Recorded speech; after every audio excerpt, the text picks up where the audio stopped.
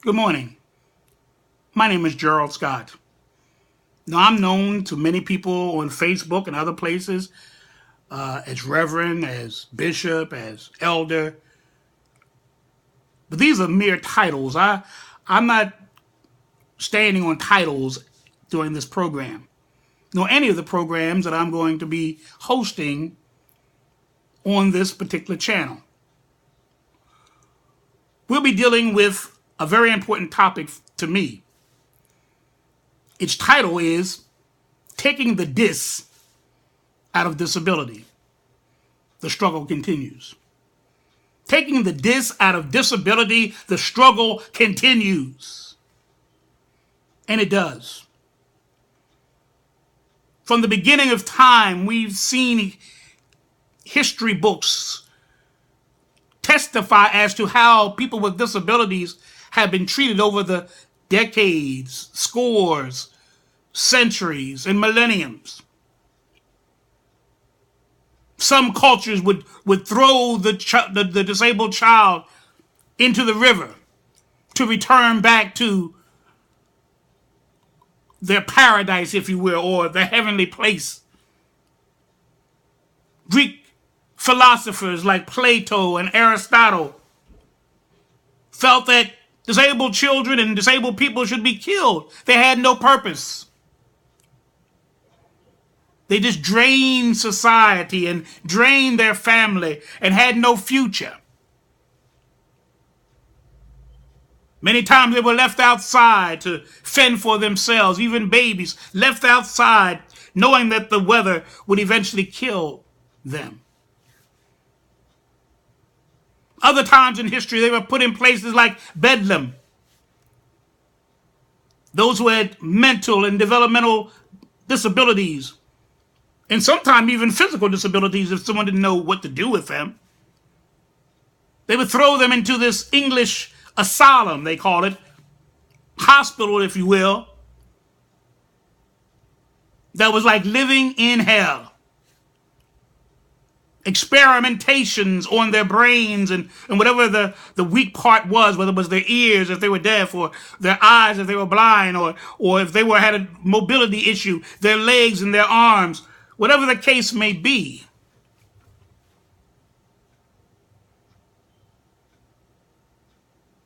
Treated cruelly.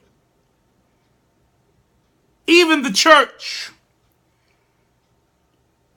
relegated them and tried to identify them and connect them in their ailment with sin. In the Old Testament, in Leviticus, people with disabilities were barred from being priests. If you had a crooked nose, if you were lame, if one leg was shorter than the other, all kinds of dropsy, all kinds of conditions, whatever the condition may be, if you were not perfect,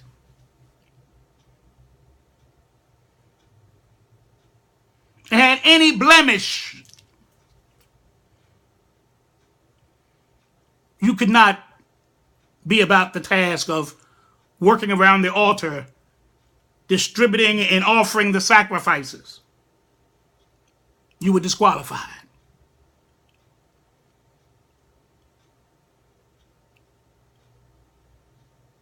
Personally, I myself was diagnosed back in 1952 when I was 14 months old with having cerebral palsy. It affects my right side. It was first noticed by my grandfather when I began to walk. He noticed how I drug my right leg and how my right hand was always in a ball, like this, close to my chest. Even now you can see the palsy effect on this hand. This is called swan neck finger. Do you see how they're swan necked?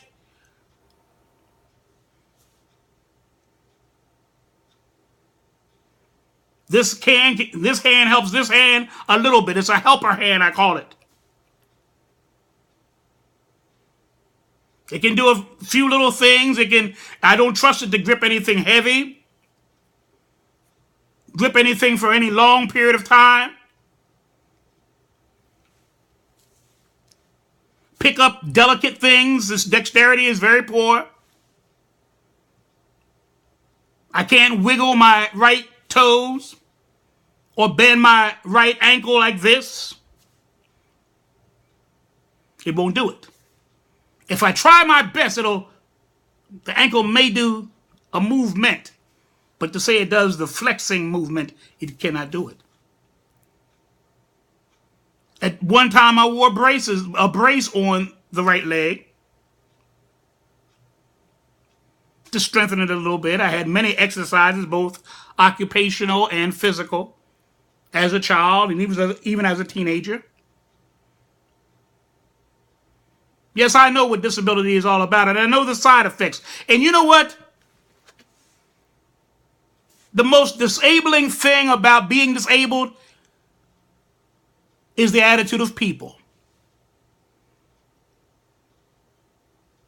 The kids on my block, I lived in 55th in Chancellor Street in West Philadelphia back in the 50s. The kids on my block were my friends.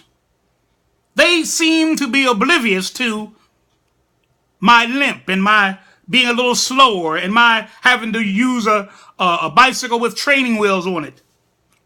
They didn't care. I was Gerald. I was their buddy. I was their friend. I may be a little slower, but they waited up for me.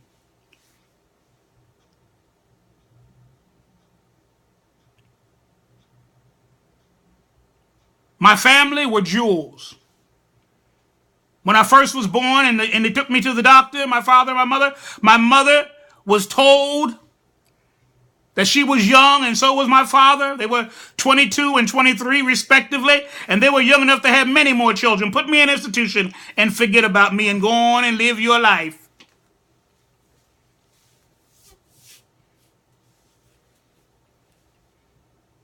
Instead of my mother finding that as being a good reason to get rid of me, she took it as a challenge and said, he's not going nowhere. He's our firstborn son and our firstborn child. And I don't care what it takes, we're going to do it together. Never was in an institution. Never was treated as if I was disabled, really. Not in my family. Not amongst my immediate kin, and even my cousins. I was just Gerald. They're kinsmen. But that's not how it was outside of 55th and Chancellor. When I went to school at 57th and Spruce. Back in those days, it was even worse than it is today because people didn't really understand and fully comprehend what cerebral palsy or any other disability really meant and what it was. So I would go to school and I would be teased and ridiculed, mocked and jeered. People didn't want me to sit next to them as though I had something contagious. Cerebral palsy is not even a genetic disease. Doesn't even pass from one generation to another. You certainly can't catch it. It's a brain disorder. Something happened to my mother, either while carrying me, she fell over our pet dog, Prince. He was a collie. She fell over him. She had to go to the hospital for quite a few weeks. We don't know whether that's it. There was another incident after I was born, and somehow or another I fell, and that could have been the issue. Wherever it was, it's not clear. There were so many things. My mother had a blood transfusion while in the hospital after she fell, and something didn't go right with it. There's a lot of reasons that could have been.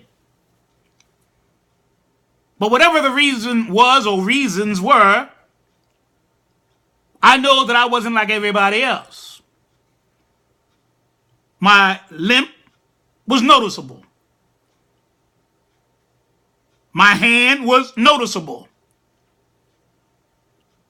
They would classify me as being mildly or moderately disabled. But whatever you classified me, there was no doubt that I had a disability.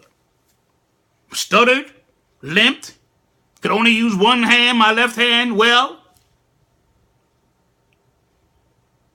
walk slow, walk deliberately. So I was the butt of the class. I mean, I don't know anybody. I don't remember that many years ago, but I don't remember anybody that was disabled, certainly not as disabled as I was. And if there was anybody, there were few and in between. I don't even remember anybody in my immediate family, my cousins and uncles and aunts, mother, father. I don't know anybody, brother. I have a brother who's just a year and a half younger than me. A sister 15 years younger, another sister 10 years younger. And I don't know, they had neurological problems, some of the girls did, but nobody had cerebral palsy or anything that was a neurological issue. I remember one time when I was in elementary school here in Philadelphia, Pennsylvania. We got out of school either early or whatever. We got out of school and everybody was rushing to get out of school and get out of the schoolyard. They were rushing so much that a young man inadvertently, I don't know inadvertently or not, but he knocked me. He was rushing so quickly, he knocked me down and knocked me into a tree. My mother got up there because normally she picked me up or my grandfather picked me up. This time both were there. I think my grandfather probably picked her up to pick me up. Nevertheless, they were both there. And my mother asked the young man, why did he do it? And the boy said, well, he shouldn't have been in the way. He's too slow. I was busted up. I had to go to Misericordia Hospital and be treated for the bruising and for the scarring that was on my face.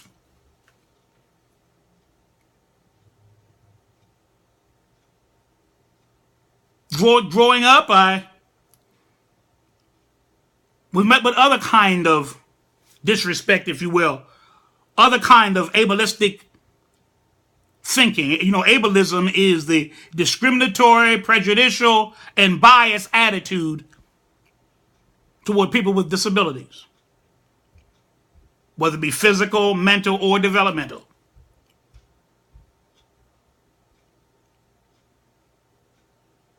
But one thing I must say,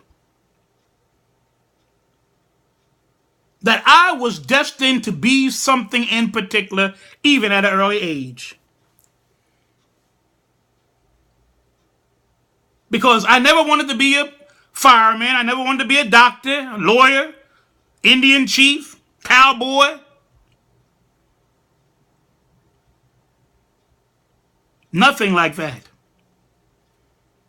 I always wanted to be a preacher. Always.